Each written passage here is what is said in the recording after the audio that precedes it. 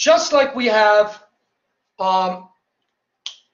non-integer powers of complex numbers, and we have different branches that we can get for those, we can also imagine doing irrational powers of complex numbers and even non-real powers of complex numbers.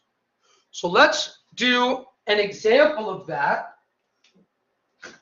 What is I to the I?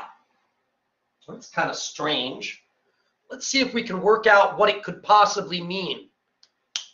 Just like we did for non-integer and even integer powers, we did the 7th power and we found it was easier to do using the exponential notation. We're going to use the exponential notation here as well. I has the most general exponential expression, e to the I pi over 2 plus 2i n pi. All right, so that's going to be e to the minus pi over 2 minus 2n pi. All right, so interestingly, rather than what we saw for cube roots, where there were exactly 3 different values, for fifth roots, exactly 5 different values. For the I power, and in fact, for every irrational power of every complex number except 0, there are an infinite number of distinct values.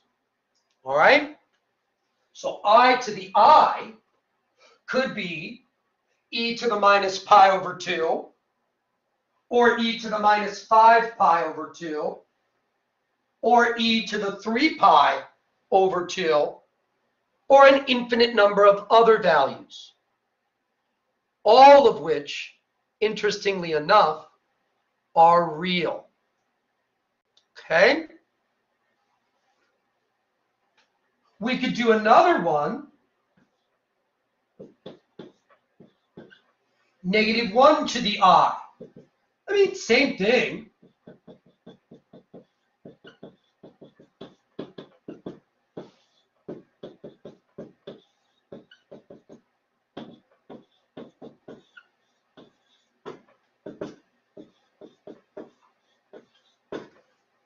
Right? Again, we have an infinite number of real values for this pure imaginary power. So what if I changed it a little bit? What if I asked for 2 to the I? All right, this is a little bit tricky, okay? But all I need to do is recognize this as an exponential. Or I have to start that way, because otherwise I don't have any way to interpret a non-real power. All of this goes back to the simple relationship we found earlier. All right, that is how we interpret a non-real power. And I need the base to be E. The base is an E. So I'm going to have to make it E.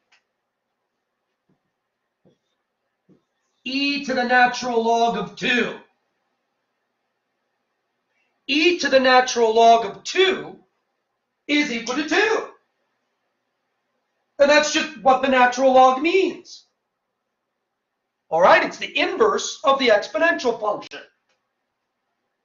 And of course, if I want the most general power, then I've got to include this phase factor.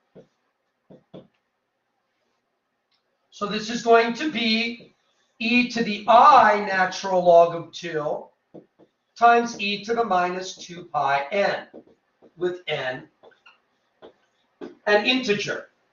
And now we'll interpret this phase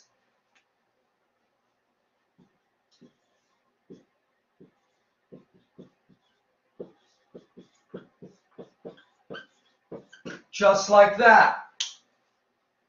So to be the cosine of the natural log of 2 plus I times the sine of the natural log of 2. What this I power has done is it has exchanged the roles of modulus and argument. All right, we had here a phase, and that became the modulus. Here we had something that was associated with the modulus, gave us that 2. Take the I power, it's a phase. Okay?